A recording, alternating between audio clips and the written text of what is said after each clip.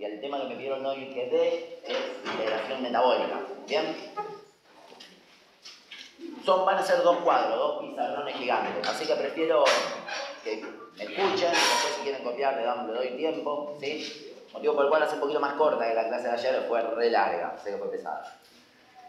Vamos a representar. Ojo, que la manera.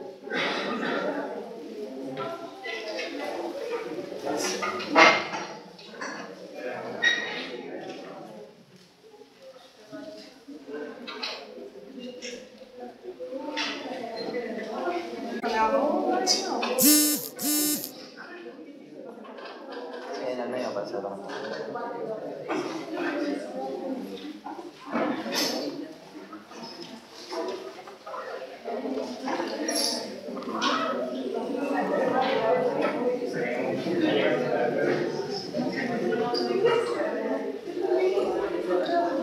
Bueno.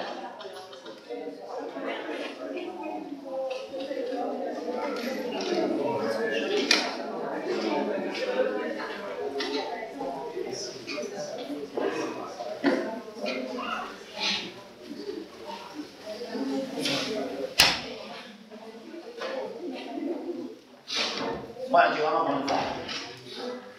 Nosotros, después de una ingesta alta en carbohidratos, es decir, postprandial,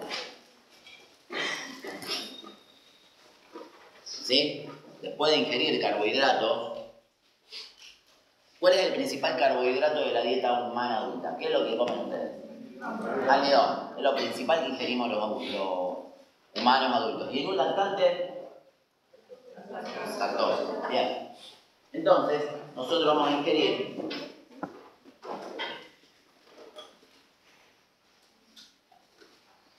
almidón. Obviamente que también puede ocurrir con otros. Si me tomo un vaso de leche, ingiero lactosa. Pero ponemos el almidón porque es el principal. Bien. ¿Qué va a hacer el almidón? Y este almidón pasa por el aparato digestivo.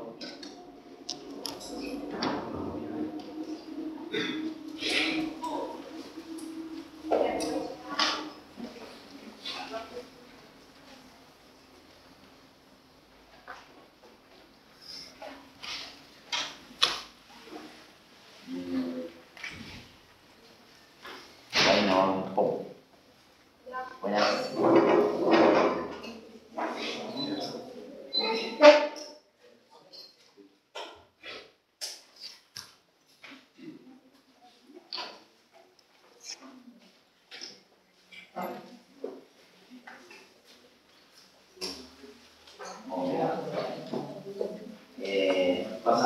Tienen una puerta abierta, entren, pero cierran la puerta. Porque si va a pasar gente, va a subir. Porque somos muchos, no escuchan nada.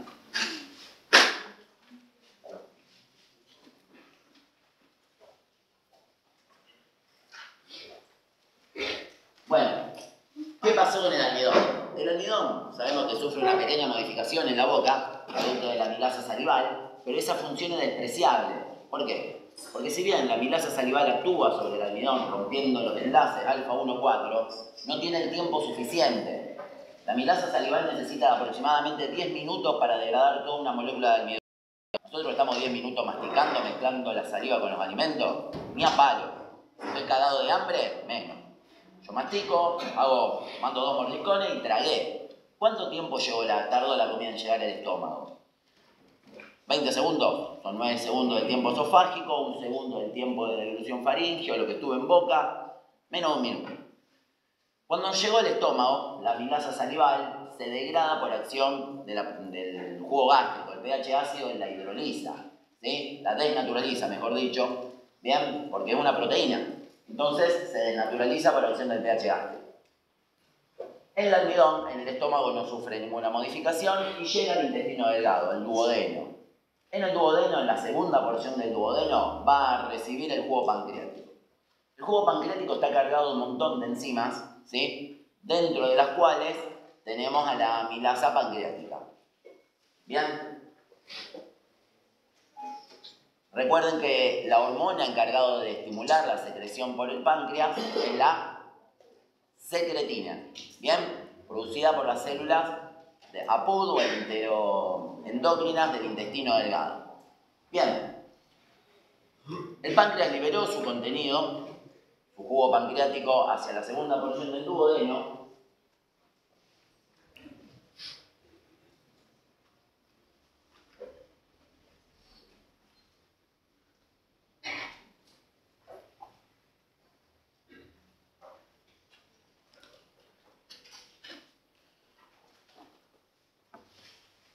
Un poco el dibujo más grande porque si no lo que están atrás de todo no van a ver nada.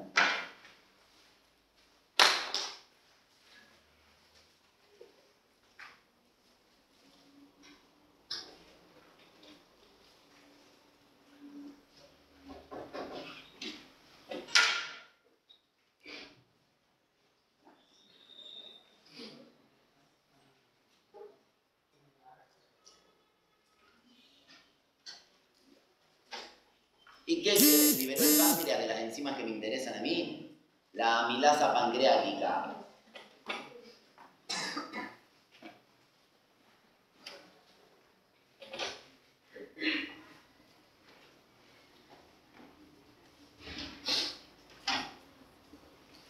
Bien, el almidón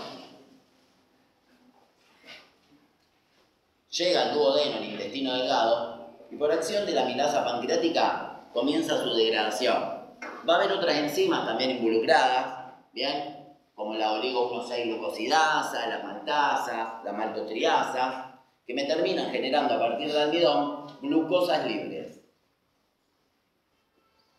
¿Qué pasa con esta glucosa en el intestino delgado? El enterocito lo absorbe, ¿sí?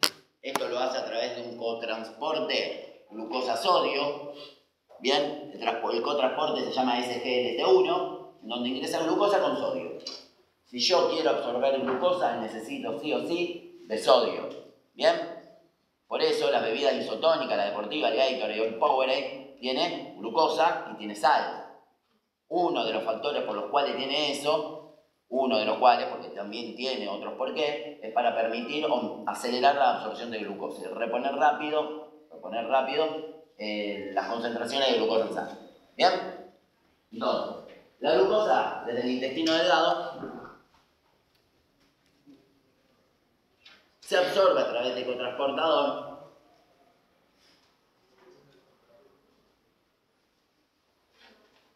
y llega a la sangre portal.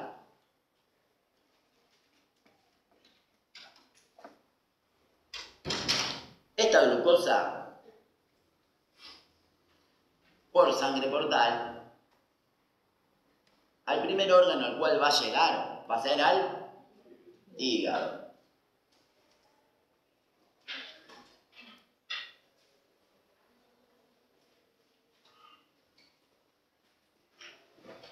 ¿Qué hace la glucosa en el hígado?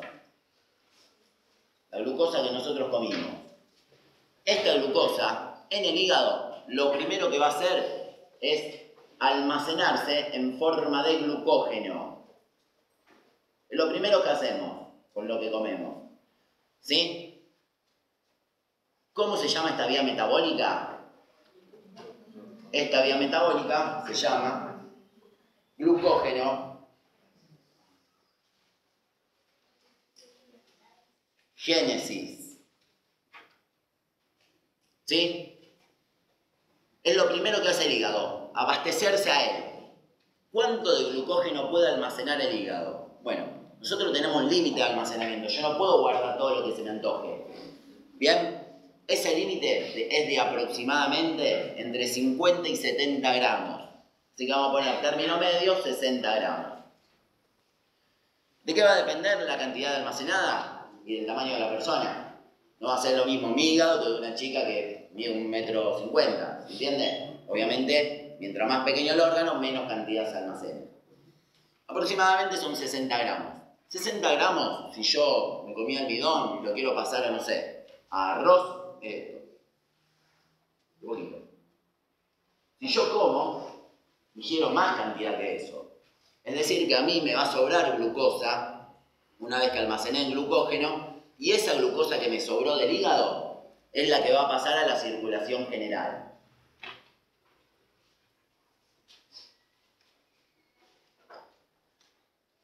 ¿Me van siguiendo?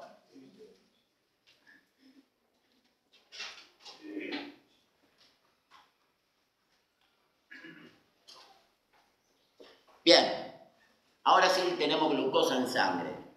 Vimos nosotros que todas las células consumen glucosa, pero hay algunas células que consumen más que otras.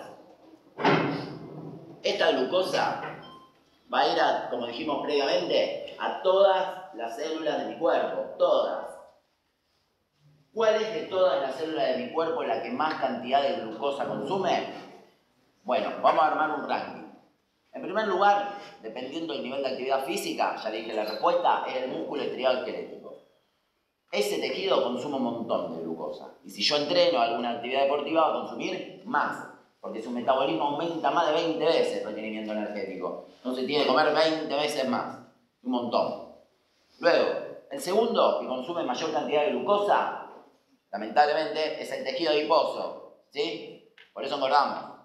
Y luego, tercero, va a ser el cerebro. ¿Sí? Entonces, vamos a ver qué pasa en cada uno de esos tejidos.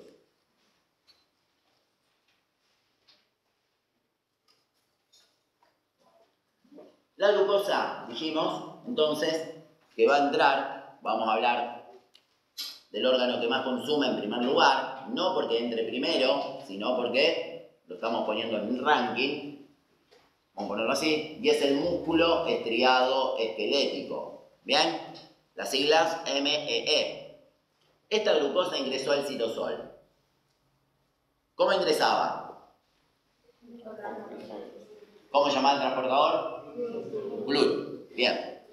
La glucosa ingresa a través del transportador GLUT y dentro de la célula puede hacer tres cosas adentro del músculo. Y de eso, ¿de qué va a depender? De la actividad o de la situación en la cual yo esté.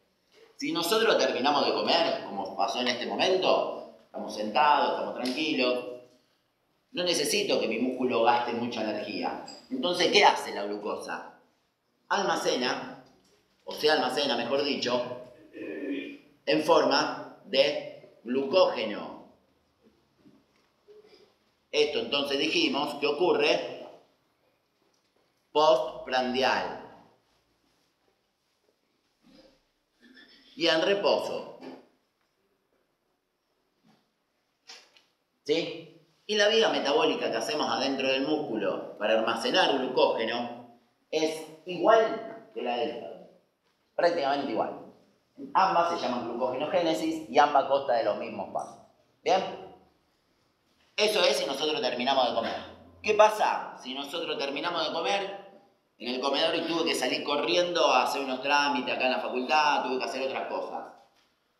Estoy caminando por la calle, estoy necesitando energía, mis cuádriceps, mis gemelos, el isquiotibial, los músculos posturales, el movimiento de balanceo de los hombros, todo lo demás gasta energía. ¿Qué hacemos con esta glucosa? La tenemos que utilizar para producir energía. Y en lo primero que la vamos a transformar es en piruvato. ¿Bien? Esto lo hacíamos a través de la glucólisis, ¿pero de qué tipo? ¿Cuál? Aeróbica.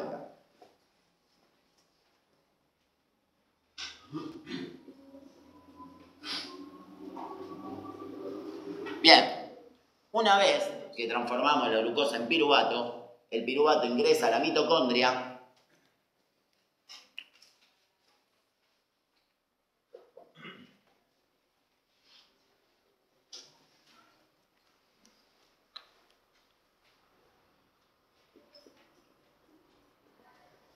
y allí se transforma en, muy bien, acetil-CoA. ¿Mediante qué vía? Excelente, muy bien.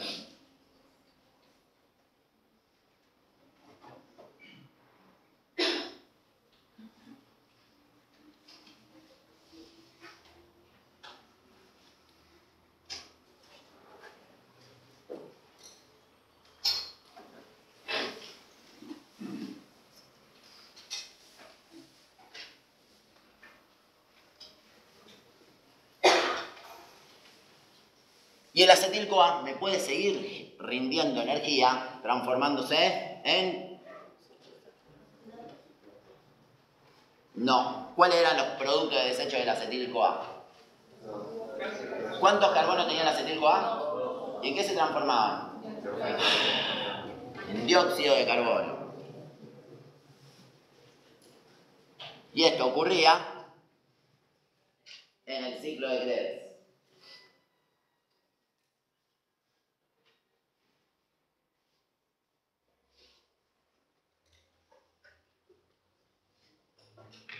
¿Sí?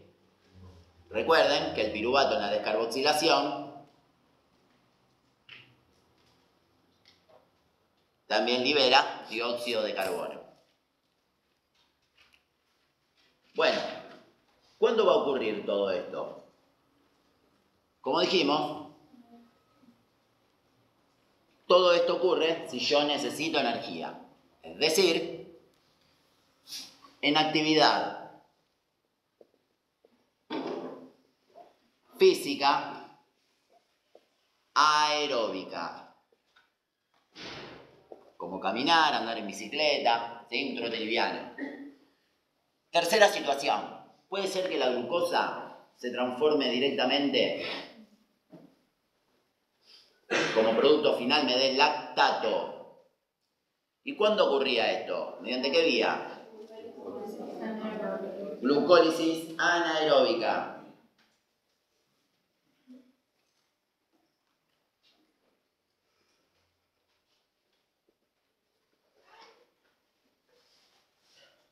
La glucólisis anaeróbica ocurre cuando la actividad física es intensa. ¿Qué significa actividad física intensa? Que me canso mucho en poco tiempo. ¿Bien? Si yo a ustedes le hago hacer, no sé, como le dije ayer, subir y bajar las escaleras muy rápido, cuando llegan arriba de todo, ponerle un cuarto o quinto piso, que subieron corriendo, les pido que hagan 100 sentadillas y después se tiren al piso y hagan 40 flexiones de brazo y después se cuelguen de una barra y hagan 30 dominadas. ¿Cómo terminan? Liquidado, no van a llegar a terminar todo. Bueno, eso es anaeróbico. ¿Cuánto tardaron en hacer toda esa actividad? Menos de 10 minutos. ¿Sí? Esa actividad es anaeróbica. Cuando me canso mucho en poco tiempo, siento la falta de aire.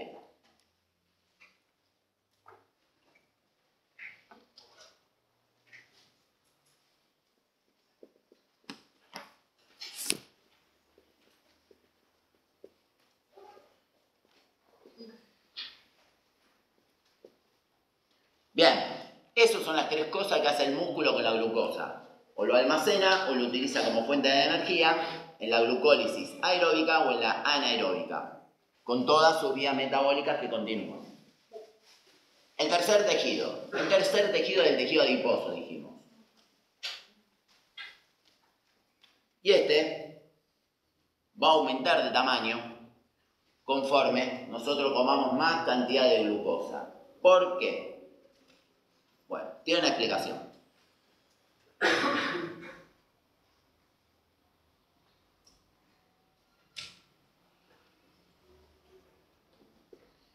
Sucede lo siguiente. Ahora que ya estamos a nada de la fiesta de Navidad, de Año Nuevo, ¿cuánto comemos en Navidad de Año Nuevo? Se cagan de risa porque comen una bestia. Bueno, yo también, no me voy a hacer santo. ¿Qué sucede? Comemos un montón. Pongo esto como ejemplo para que se entienda, pero lo mismo ocurre con menos cantidad. Llegamos a la casa de la abuela, del tío, no sé qué, venga, el papá que viene a la casa, llegan y picamos algo. Después de eso, la comida principal, papa con mayonesa y lo que fuese, y carne. Carbohidrato más carbohidrato. ¿Con qué lo bajamos? Con Coca-Cola, más carbohidrato. Brindamos todo. Mesa dulce, pan dulce, budín, no sé, maní con chocolate, garra piñada, turrón, mantecol, más carbohidrato. Después de eso, 4 de la mañana ya están todos medio borrachos que comen, sanguchito, más carbohidrato. Se caen de risa porque saben que es así. ¿Cuánto carbohidrato ingerimos? Una bestialidad. ¿Bien? Un poquito se almacenó en el hígado, pero 60 gramos me lo superé solamente en la picada. Mandamos un montón a sangre. El músculo almacena en forma de glucógeno, ¿sí? Pero solamente puede almacenar el 1% de su peso.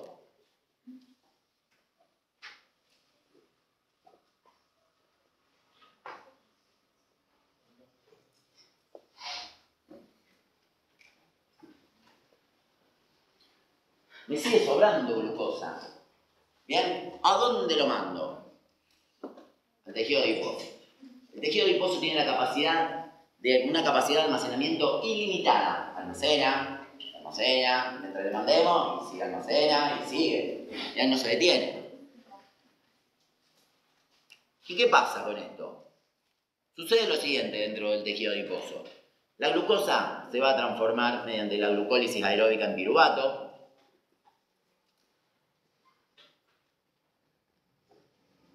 El piruvato va a ingresar a la mitocondria.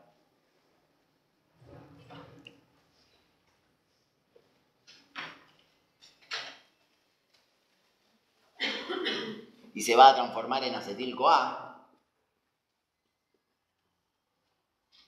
Entre la descarboxilación oxidativa.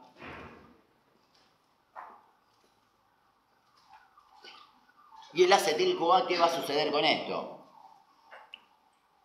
Bueno, el tejido adiposo no puede almacenar glucógeno. Su fuente de almacenamiento, su capacidad de almacenamiento es de triacilgliceroles. Para eso yo tengo que crear glicerol y tengo que crear ácidos grasos. Como dijimos, la glucosa se transformó en piruvato, ingresó a la mitocondria, hizo descarboxilación, me dio acetil-CoA. Este acetil-CoA va a salir de la mitocondria mediante, lo escribo directamente acá porque tengo espacio, lo que se conoce como lanzadera de citrato,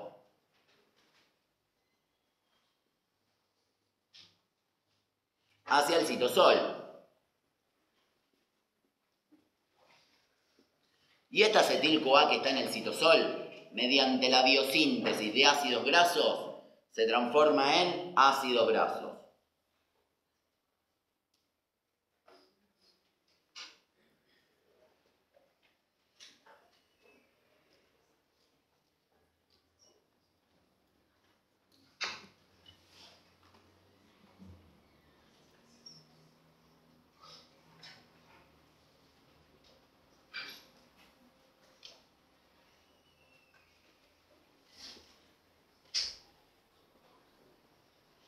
Bien,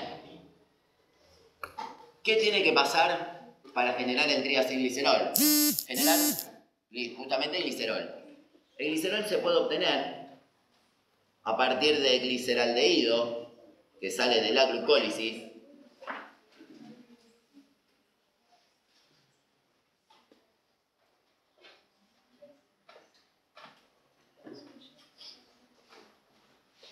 y de la unión de los dos, de glicerol con ácido graso,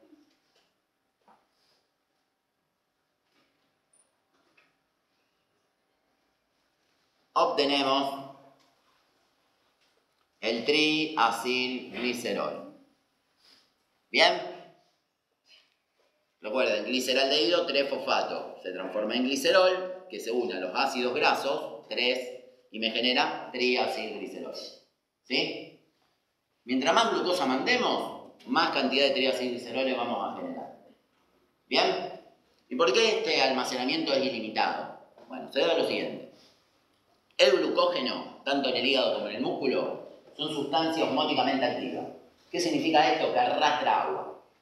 Si yo almaceno mucho glucógeno, también voy a arrastrar agua que está fuera de la célula hacia adentro, ¿bien? Acompañándolo. Si yo arrastro mucha agua, ¿qué va a pasar con la célula? Se hincha, y va a llegar un momento que explotó. Estallido osmótico se llama eso. Obviamente que la célula tiene una capacidad de sensar eso, y por eso esto almacena solamente 60 gramos y aquel solamente el 1% de su peso. ¿Bien? Para evitar esa situación fatal para la célula. En cambio, el tejido adiposo, como el triacilglicerol y el agua se llevan muy mal, no necesita o no acompaña al agua, no es una sustancia osmóticamente activa, y almacena, y esto se almacena dentro del tejido adiposo en forma de vacuola. Bien, una gota de grasa en el medio de toda la célula. ¿Sí? Por eso vamos a ver personas que pesan 250, 300 kilos, y que no se mueren por tener exceso de tejido adiposo, sino se mueren de un ataque al corazón. Bien, pero si suponiendo que tuvieran un corazón sano, que no se puede, y si siguen comiendo, seguirían engordando. Bien, pues no tiene capacidad límite. Tercer tejido. ¿Se entendió, chicos? Bueno. Tercer tejido.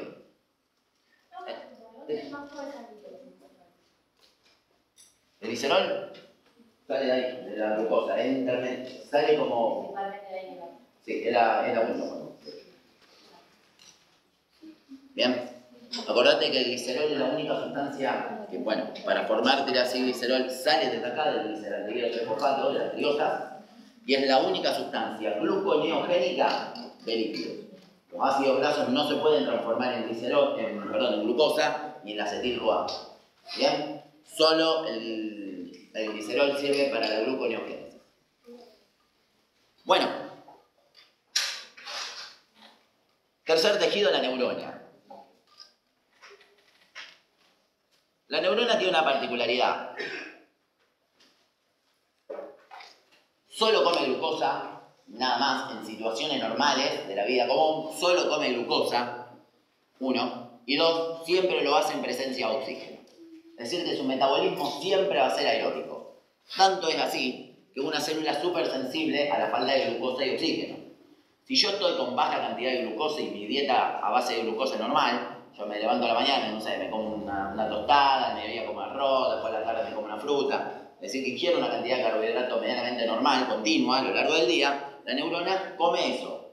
Y si yo corto el suministro de glucosa, me empiezo a sentir débil, medio mareado, tiemblo, transpiro, ¿sí? Como que me estuviese a punto de desmayar. Cuando estoy en ayunas, prolongada, más de 12 horas sin comer, ayunas 8 horas, ayuna prolongada más de 12. Cuando estoy mucho tiempo sin comer, me siento así, por falta de azúcar en sangre, por falta de glucosa que le llega al cerebro. Si yo le corto el oxígeno a la neurona, por otro lado, esto puede estar viviendo sin oxígeno no más de 3-4 minutos. A los 10 minutos la célula se murió. Y esto pasa normalmente en enfermedades, no en lo normal, en una situación fisiológica. Por ejemplo, en la ACV. Si yo tengo una arteria y la tapo, acá tengo el cerebro, y tapo la arteria que irriga esta zona del cerebro, toda esta zona, sin sangre, sin oxígeno, no puede vivir más de 5 o 6 minutos.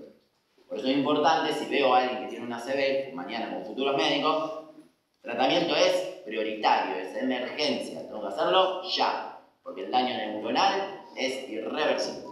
¿Bien? Dato extra, accesorio. Entonces, la neurona, metabolismo aeróbico, siempre.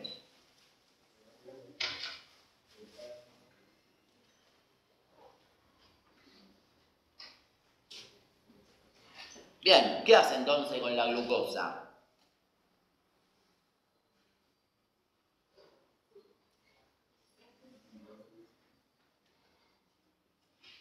La glucosa la transforma en piruvato.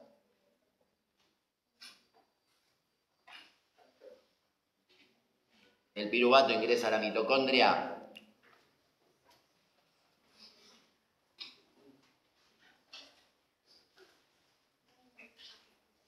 Se transforma en acetil-CoA mediante la descarboxilación oxidativa.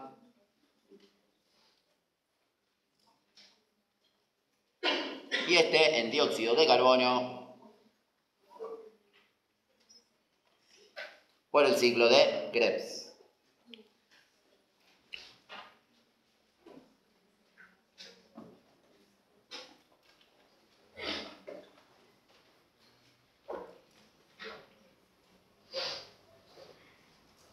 ¿Sí? Siempre igual, porque solamente puede metabolismo aeróbico. Por último,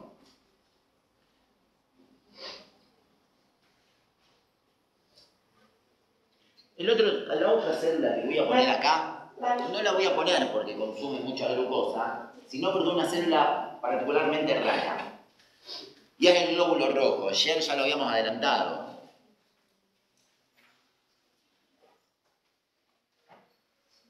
El glóbulo rojo, que el nombre correcto es eritrocito, ¿sí? Es el nombre correcto, tiene la siguiente particularidad, no tiene mitocondria.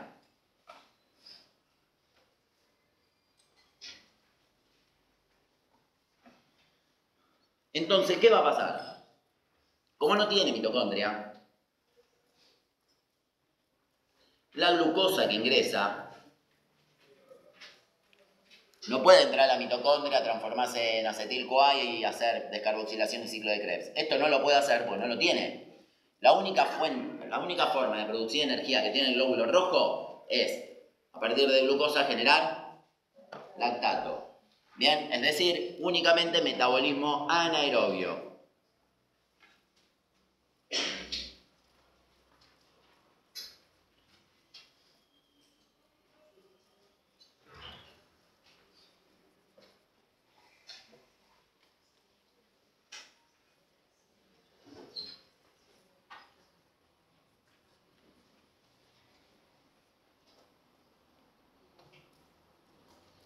Por último, ¿qué vamos a hacer con los lactatos generados en la actividad física y que normalmente genera el glóbulo rojo a lo largo de toda su vida? Bien, lo tenemos que sacar de la célula.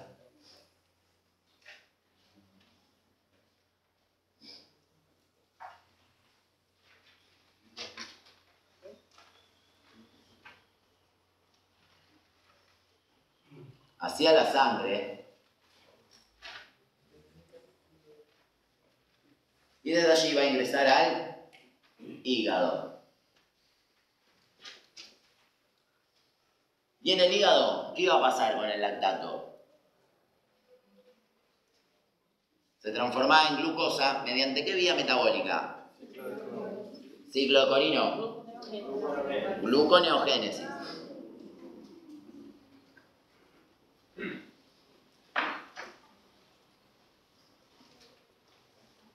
Recuerden que el ciclo de Cori es glucosa que está en la célula, que fue a una célula, hizo metabolismo anaeróbico, volvió, como su producto es lactato, su producto de desecho hacia la sangre, en donde el hígado lo transformó en glucosa mediante el agluconeo.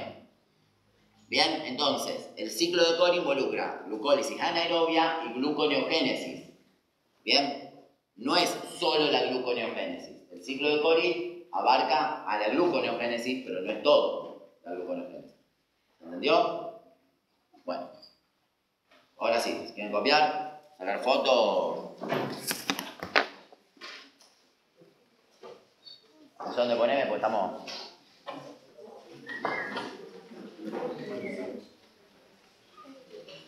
Ahora sí. Bueno, tuyo.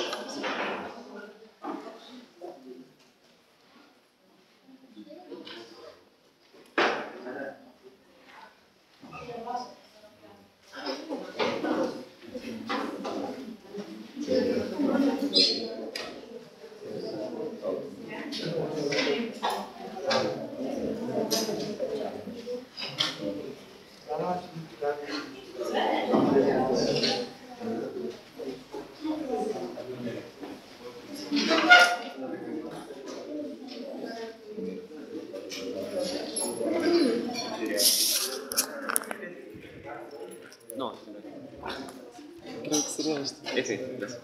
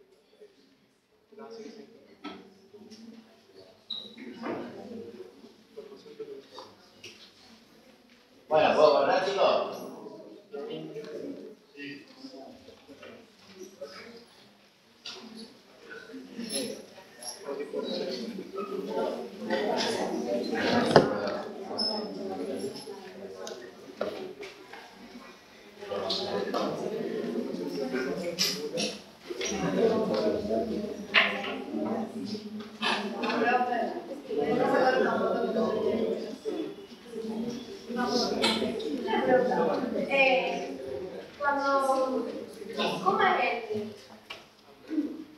el ingreso de la glucosa a la célula y en sí al hígado o a la sangre? O sea, ¿cuándo es el transporte con sodio y cuándo es con el gluten? Con el gluten ingresa a la célula. Exacto, esto es así.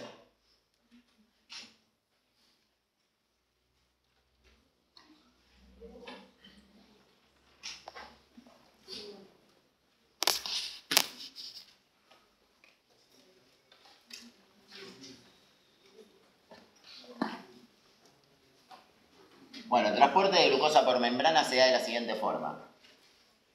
En el enterocito, yo te pongo todo entero, después vos.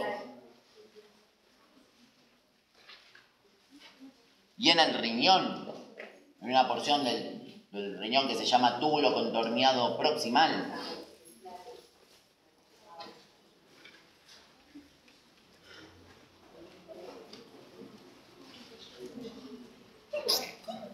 Esto te va a servir para el SER el año que viene.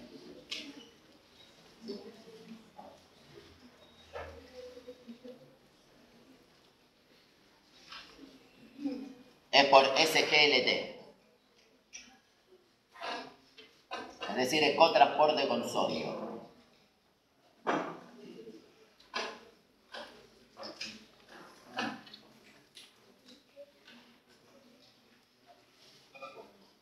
Bien, en el resto de la célula,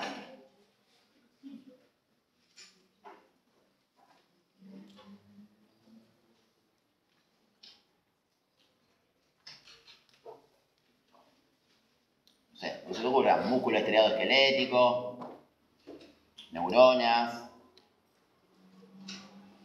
fibroblasto.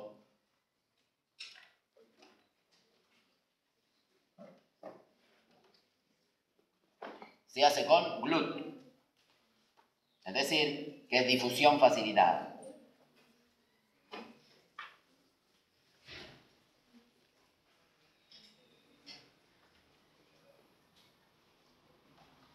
No.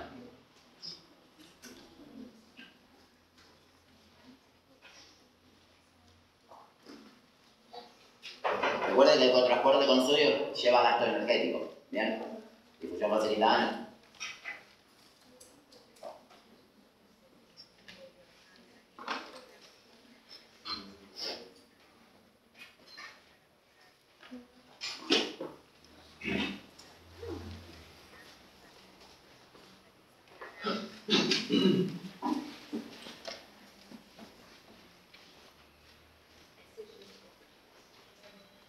Hace calor, ¿eh? Sí.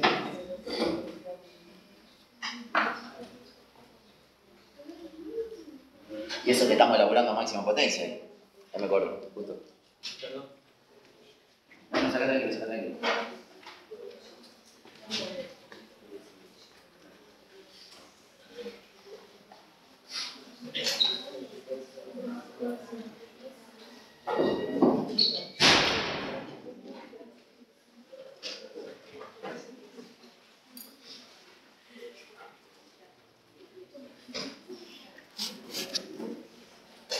Bueno.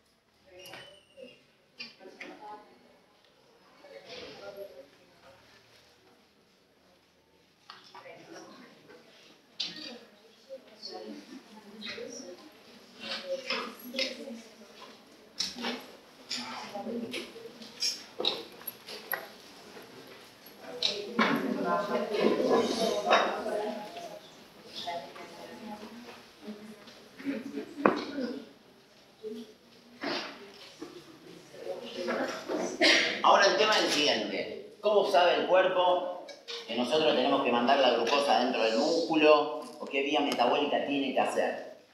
¿Bien? Es decir, ¿cómo sabe el músculo que tiene que almacenar glucógeno o lo tiene que transformar, que tiene que hacer glucógenogénesis o que tiene que hacer glucólisis?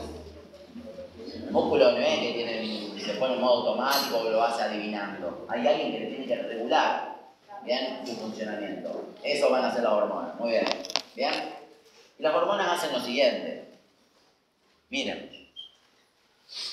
Las hormonas que se van a secretar para regular la glicemia van a depender de lo siguiente. Nosotros vamos a tener un estado que se llama normoglicemia, que significa esto: glucosa normal en sangre. Todo lo que termine en emia significa en sangre. Glicemia, potasemia, alcalemia, natremia, que es sodio, fosfatemia, que es fosfato, lo que se nos ocurra, ¿sí?, que transportemos en sangre, va a terminar siempre en emia. Entonces esto es normal, glucosa en sangre. La cantidad de glucosa que normalmente tenemos o que tiende el cuerpo a llevar a la normalidad no es un valor único, sino que es un rango. Siempre todo en el organismo no es que tenés un valor único. En general, siempre tenemos un rango de normalidad. Un límite superior y un límite inferior. El límite superior es de 110 miligramos por decilitro de sangre, ¿sí? Hoy en día algunos autores están tomando 100 miligramos por decilitro, pero vamos a dejar el concepto viejo. Y el valor inferior es de 70 miligramos de decilitro. ¿Bien? Si yo estoy por encima de la normoglicemia, es decir, yo tengo más glucosa en sangre que lo que normalmente quiere el cuerpo, estoy en hiperglicemia.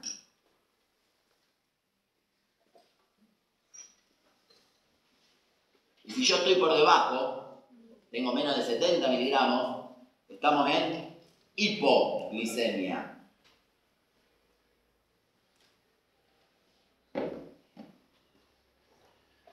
Ahora, no necesariamente estar en hiperglicemia o en hipoglicemia significa que tenemos que estar enfermos.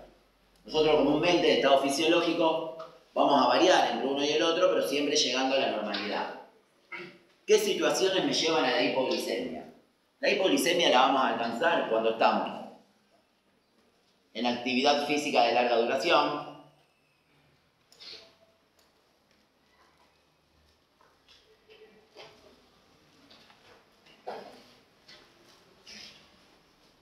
o cuando estamos en ayunas,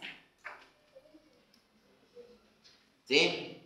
O empezamos a hacer una de estas dietas bajas en glucosa como la Atkins, ¿sí? Mientras nosotros tengamos un desgaste muy alto, porque si yo, por ejemplo, salgo a correr, no sé, 40 minutos, yo estoy gastando mucha cantidad de energía, ¿y qué va a pasar con la glucosa en sangre? Desciende.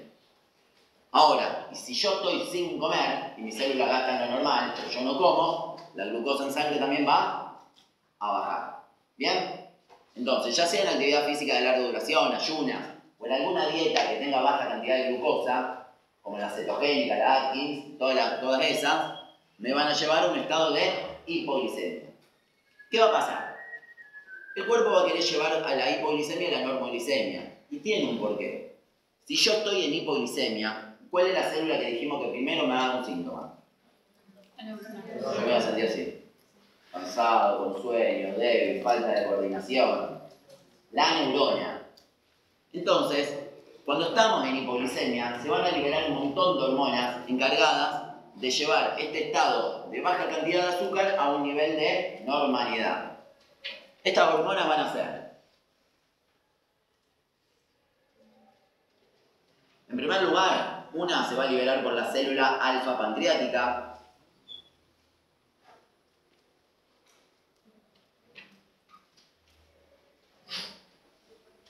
que es el glucagón.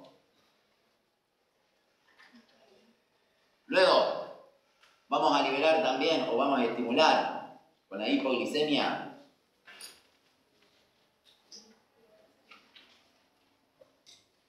al sistema nervioso simpático y este va a liberar noradrenalina.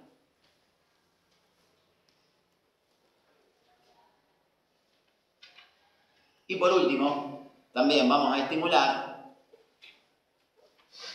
a la glándula suprarrenal.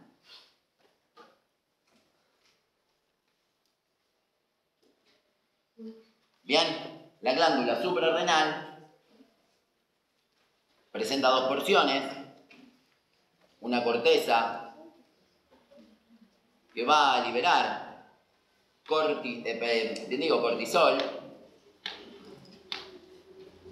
y una médula que liberará adrenalina.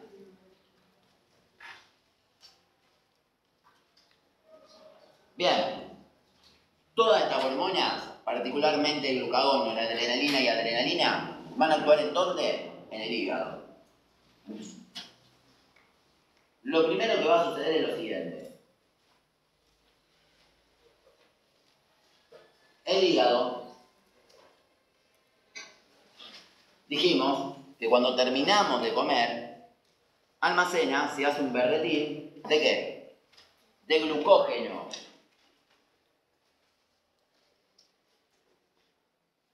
¿Sí? Y cuando está estimulado por la adrenalina, la noradrenalina y el glucagón, en situaciones de hipoglicemia, este glucógeno es catabolizado. ¿Sí? A través del glucógeno, lisis, ruptura del glucógeno, y obtenemos glucosa. Esta glucosa sale a la sangre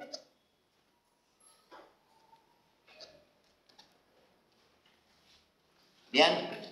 Y me eleva parcialmente la glicemia. ¿Por qué digo parcialmente? Porque esto tiene un límite. Nosotros dijimos que almacenamos muy poquito. Entonces esto se desgasta rápido.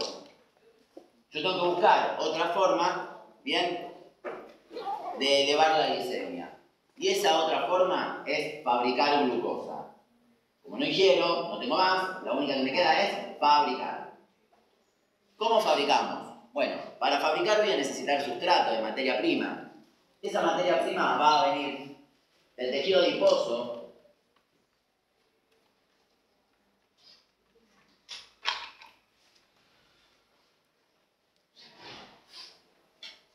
que bajo influencia del cortisol y de las catecolaminas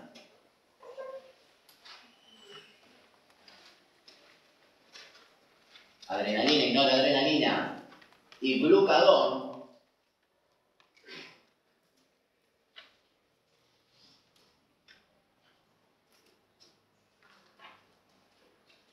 lo que se hace es lipólisis. Es decir, lo que vamos a catabolizar es triacilgliceroles.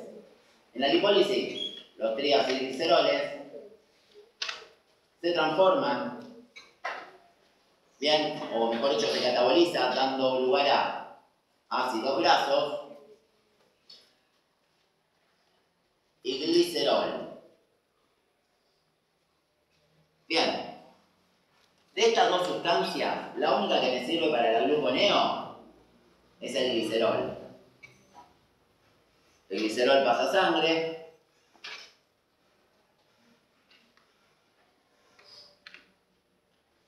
y de la sangre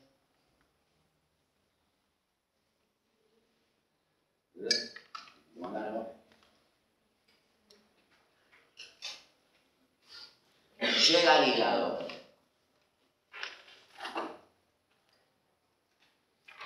Bien, ¿qué tenemos que hacer con el glicerol para fabricar glucosa? Exactamente. Lo llevamos a la gluconeogénesis.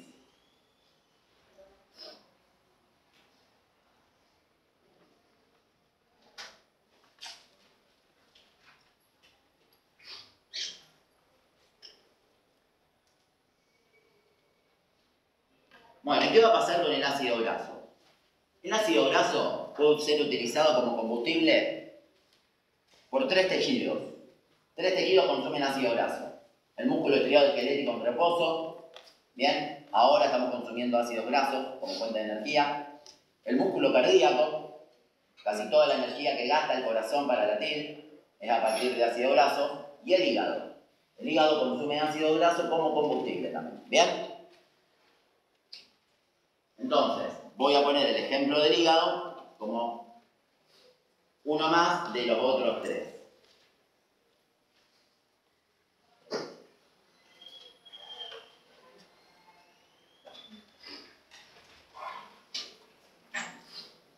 Ácido graso. ¿Y en qué se va a transformar el ácido graso? En acetil-CoA. Mediante la beta-oxidación. ¿Sí? Y ahí producimos energía. ¿Y los acetil-CoA dónde van a ir después? Al ciclo de Krebs. Bien. Ahí tenemos el destino de los dos. Recuerden, ¿el ácido graso me sirve para fabricar glucosa? Pregunta de final. No. ¿Y el acetil-CoA? ¿Me sirve para fabricar glucosa? ¿Yo puse una flecha de acetil-CoA glucosa? No sirve para fabricar glucosa. De lípidos, lo único que me sirve es el glicerol. Nada más. ¿Ok? Pregunta de final. Para la gluconeogénesis de lípidos, lo único que me sirve es el glicerol. Nada más. Acetil-CoA no, ácido graso no. Bien. El otro tejido que va a sufrir cambios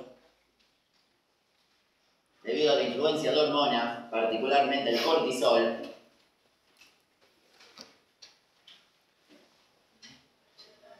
bien, va a ser el músculo estriado esquelético.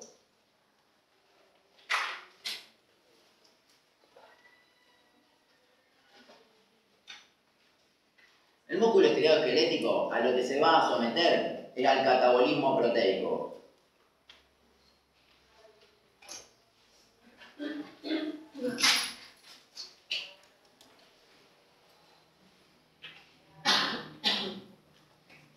¿Qué significa esto?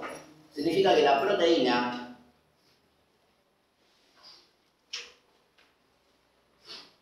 mediante un sistema multienzimático que se llama proteosoma,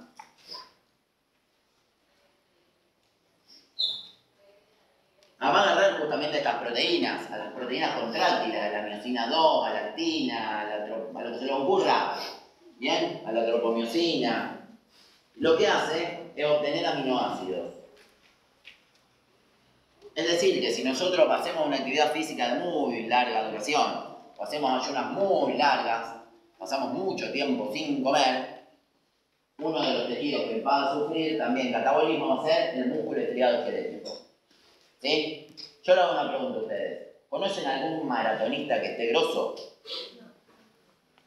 ¿Que sea así? No, no existe. ¿Por qué no? Justamente por el tipo de actividad física que hacen.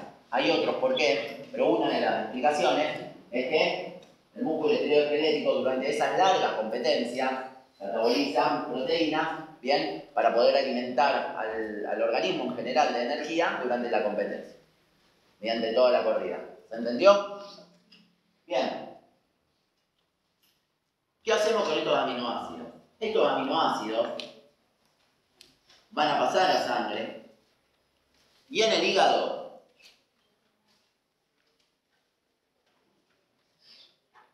lo primero que va a sufrir el aminoácido es transformarse en alfa-cetoácido mediante 2 metabolismos, vamos a escribir uno solo, que es la desaminación.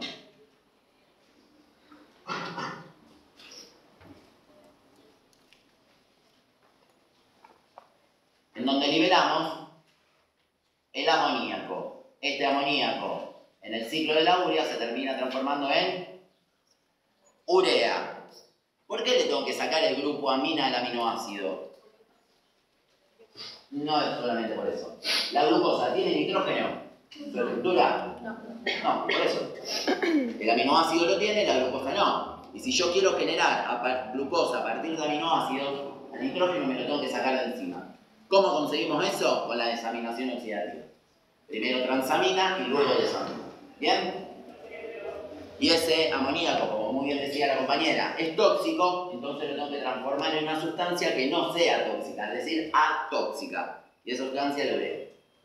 Que después pasa a la sangre y se elimina por orina. ¿Bien?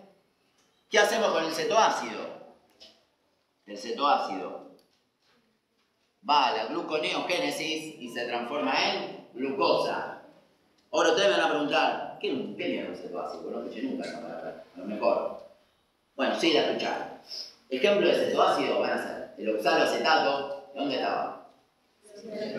Bien. El aminoácido que te da origen a oxaloacetato es el aspartato.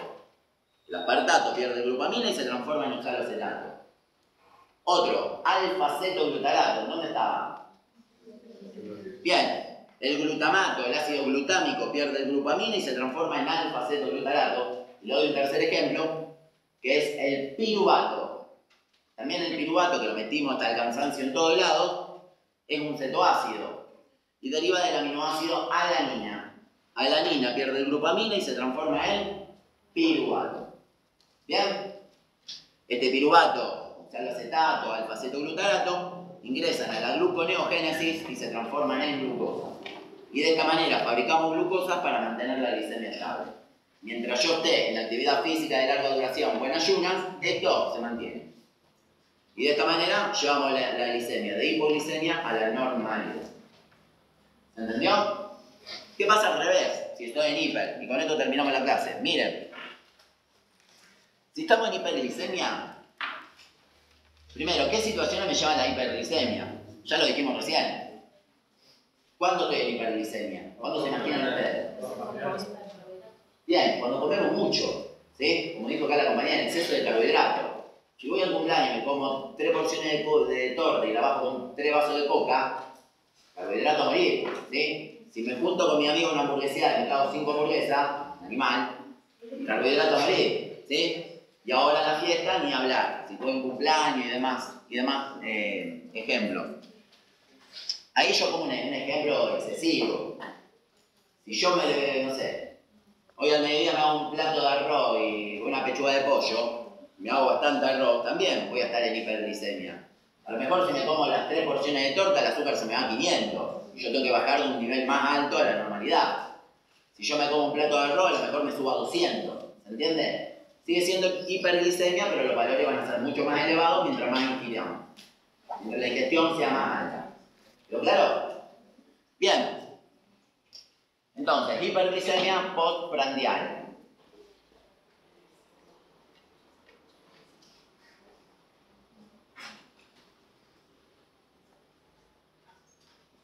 Con elevado carbohidrato.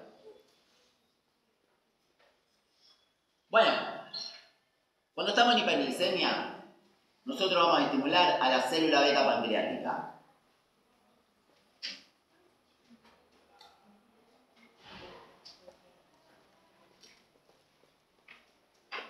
La célula beta pancreática va a liberar insulina.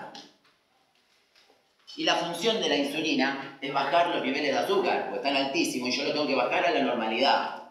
¿Cómo conseguimos esto? Bueno, la insulina va a trabajar sobre aquellos tejidos que nombramos antes, que más glucosa pueden consumir. Especialmente van a ser estos dos. Y va a haber un tercero. El músculo estriado esquelético. Bien, acá la insulina va a estimular el ingreso de glucosa.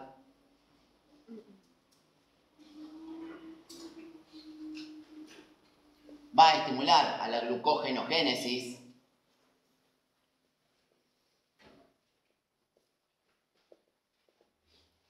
E inhibe a la glucogenólisis, porque no me sirve de nada romper y crear a la vez. Bien, luego, en el tejido adiposo.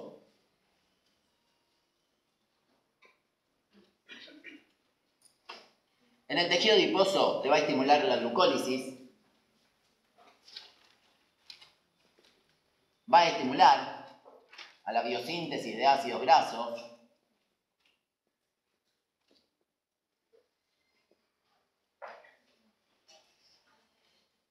y estimula a la lipogénesis o biosíntesis de triacilglicerol. Bien, así que antes de hacer una ingesta muy alta en carbohidratos, si quieren poner a dieta, ojo con la insulina en la cantidad que disparan porque van a engordar. Bien, es uno de los factores que determina la pérdida de peso. Hay otros más, y el principal factor que determina la pérdida de peso, ustedes que van a rendir nutri, por eso se los digo, es la dieta hipocalórica. Según la ley de Culero, nosotros tenemos que comer una cierta cantidad de kilocalorías. Si yo como menos, adelgazo. Si como de más de esas kilocalorías, engordo. ¿Bien? Pero sumado a eso, si yo hago una ingesta alta en carbohidratos, voy a estimular a generar mayor cantidad de tejido adiposo. ¿Se entendió? Bien. Y por último, el otro tejido que vamos a trabajar va a ser en el hígado, que también tiene capacidad, donde se va a estimular el ingreso de glucosa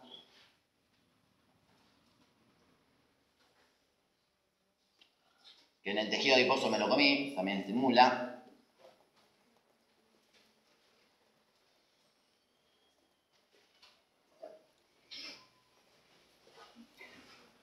Se estimula la glucógeno génesis y se inhibe la glucógeno lisis. Bueno, chicos, ¿entendió todo? ¿Alguna duda? ¿Nada? Bueno.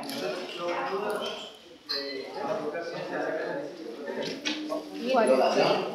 Ayunas prolongadas con actividad física de muy larga duración. Bueno, chicos, les dejo mi nombre, pues yo sé que no nos vamos a ver más. El que me quiera escribir, respondo, ¿sí? Ayer me quedó colgado un mensaje de responder, pido mil disculpas, ahora lo tengo que responder ahora. ¿Bien? Sí.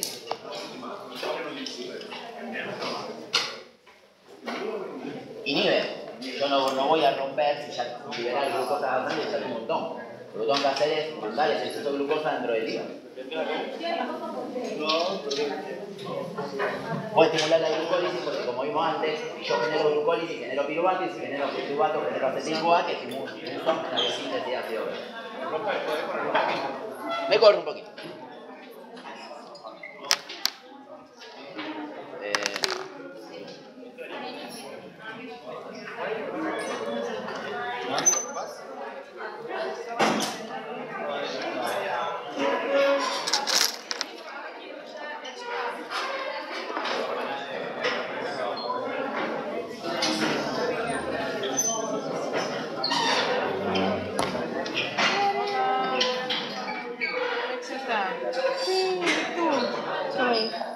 Ai, como é que se mexe nesse negócio aqui? Gracias.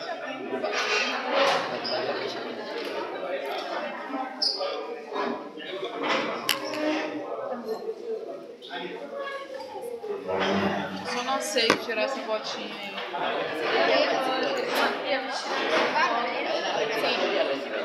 O sea, es mi plan. ¿Vos también?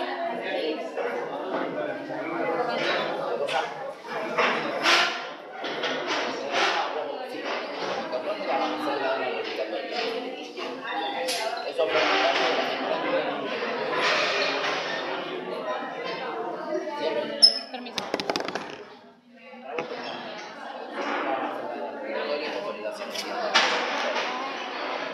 Maluca!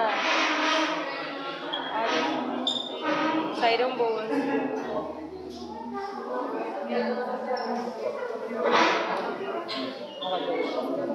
Eu vim só pra de trabalho, tô tendo dificuldade no metabolismo. Não que eu tô tendo dificuldade, mas pra organização mesmo. Tá tendo. Isso daí tudo volta, tem que estudar bem direitinho, porque volta.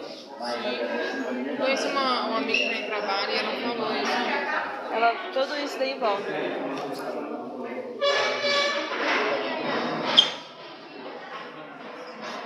Agora eu vou lá, vou só procurar minha amiga. E se eu como alguma coisa que eu volto para uma clássica. El ácido graso ingresa a través de un FAT, un transportador que se llama FAT, transportador de ácido graso, el glicerol difunde libremente por el cuerpo.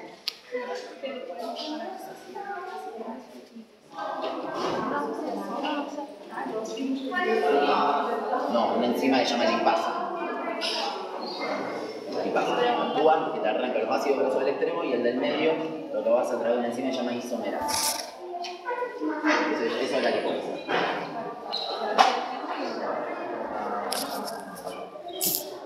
Una persona con diabetes siempre esa cosa